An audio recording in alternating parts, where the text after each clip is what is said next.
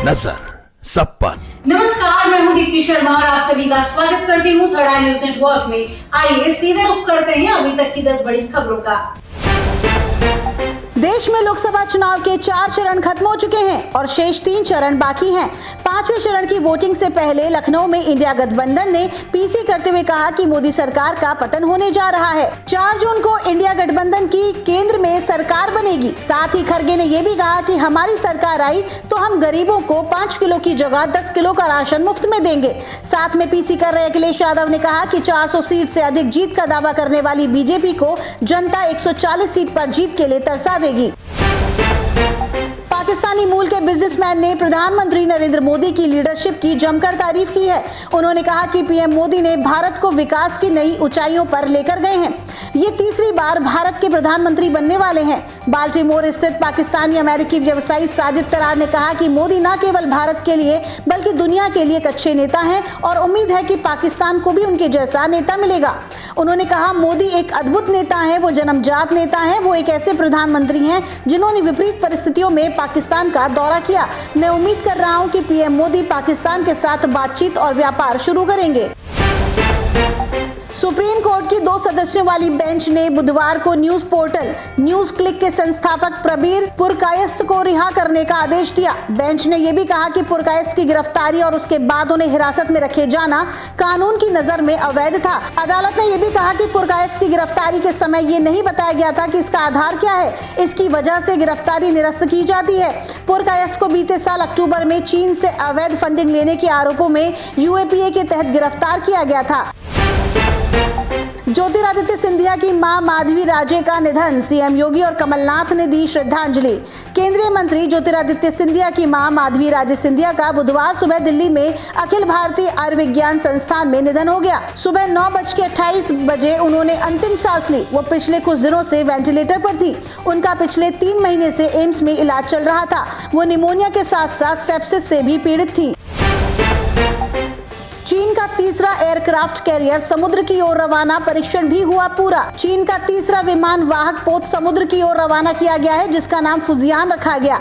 ये दुनिया का दूसरा सबसे बड़ा एयरक्राफ्ट है, जो कि 11 सक्रिय क्राफ्ट से मिलकर बना है।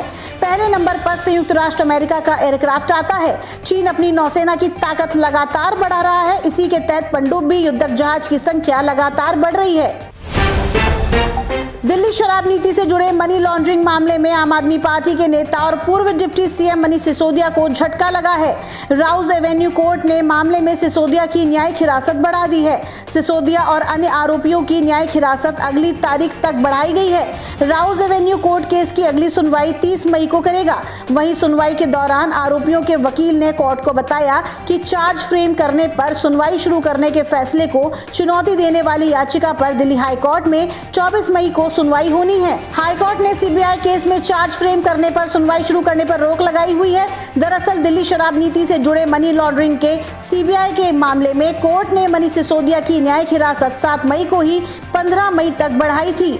आखिर क्या है इन पर आरोप? सीबीआई और ईडी दोनों का कहना है कि दिल्ली शराब नीति को तैयार करने और लागू करने में गड़बड़ी हुई है।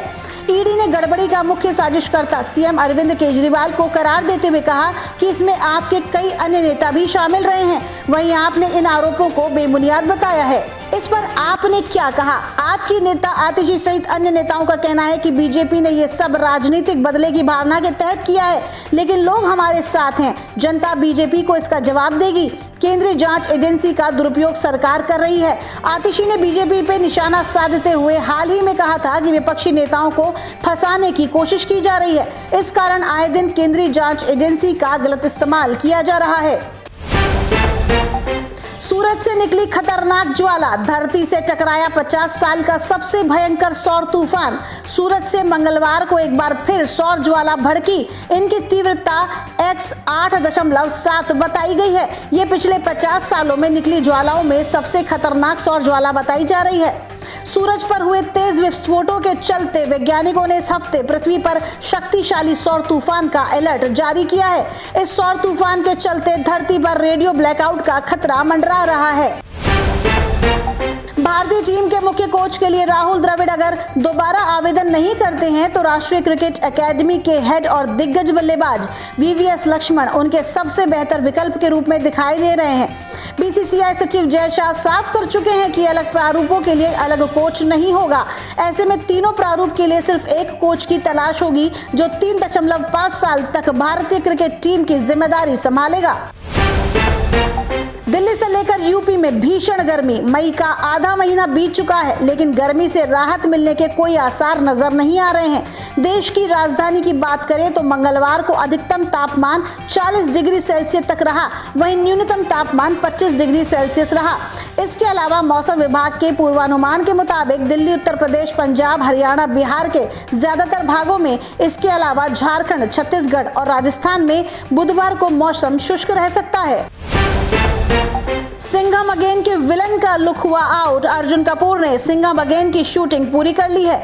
इस अनाउंसमेंट के साथ उन्होंने अपना विलन वाला लुक भी रिवील कर दिया है।